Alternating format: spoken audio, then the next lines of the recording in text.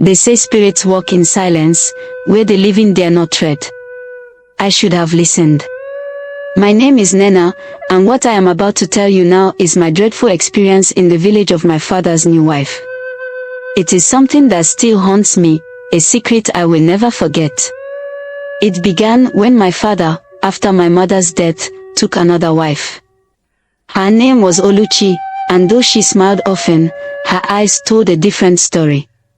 I never trusted her. But when my father insisted I spend time with her in her home, deep in the forest, I had no choice. Tradition demands respect for elders, and as the daughter, I could not refuse. The journey to Oluchi's house took longer than I expected. It was far from our village, isolated and hidden among the thick trees of the ancient forest. As we walked, I felt the weight of the air change, becoming heavy, almost suffocating. The sky above seemed darker, and even the birds fell silent. When we arrived, I saw the house, an old mud structure, worn and cracked by time. The thatched roof sagged as if burdened by untold stories, and the door creaked like the bones of the ancestors. Oluchi smiled at me, but it was a smile I could not return. Something about the place felt wrong, as though the ground itself was whispering warnings I couldn't quite hear. "Welcome, Nnenna," she said softly. "This will be your home for the next few days." I nodded, my stomach twisting with unease.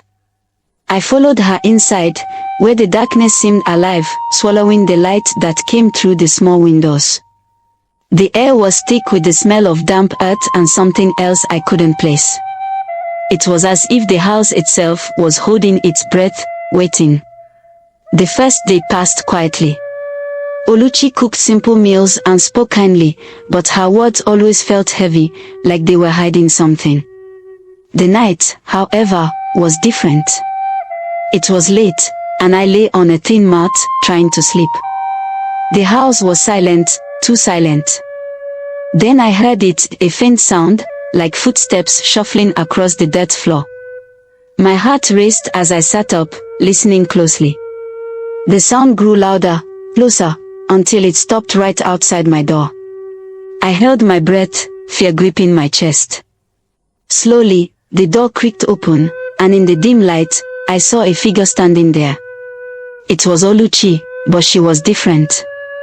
Her face was pale, her eyes empty, and her hands moved in strange, jerky motions, like a puppet on strings. She stared at me, unmoving, as if waiting for something. "Stepmother," I whispered, my voice trembling. She didn't respond. Instead, she turned and walked away, disappearing into the shadows of the house. I sat there, frozen with fear, unsure of what I had just seen. Was it a dream? A trick of the light? But deep down, I knew. Something was wrong. Very wrong. The next morning, Oluchi was her usual self, smiling and laughing as if nothing had happened. I wanted to ask her about the night before, but the words caught in my throat. Something inside me told me not to. Instead, I remained silent, watching her carefully. That evening, the village women came to visit. They greeted Oluchi with respect, but their eyes lingered on me, whispering to each other in hushed tones. One of them, an old woman with a face full of lines, took my hand and whispered in my ear, "Be careful, child. The forest has secrets, and so does she." Before I could ask what she meant, she was gone, leaving me with a cold feeling in my chest. That night, it happened again. I woke to the sound of footsteps, but this time, they were louder, more frantic. I got up and followed the sound, my heart pounding in my chest. As I entered the main room, I saw her, Oluchi, standing before a fire, chanting in a language I didn't understand. Her hands moved swiftly, casting strange symbols in the air, and around her, the shadows seemed to dance, alive and writhing. Suddenly, she stopped and turned to me. Her eyes glowed in the firelight, cold and empty, and her smile stretched unnaturally across her face. "Nnenna," she whispered, "come closer." I stepped back, shaking my head. "What are you doing?" I asked, my voice barely a whisper. She laughed, a sound that sent chills down my spine. "Your mother was weak," she said. "But I am not. I will keep your father's love, no matter the cost." I ran. I didn't think, I just ran, out of the house and into the dark forest. The trees loomed above me, their branches like claws, reaching for me as I stumbled through the undergrowth. Behind me, I could hear her, Oluchi's voice, calling my name, getting closer and closer.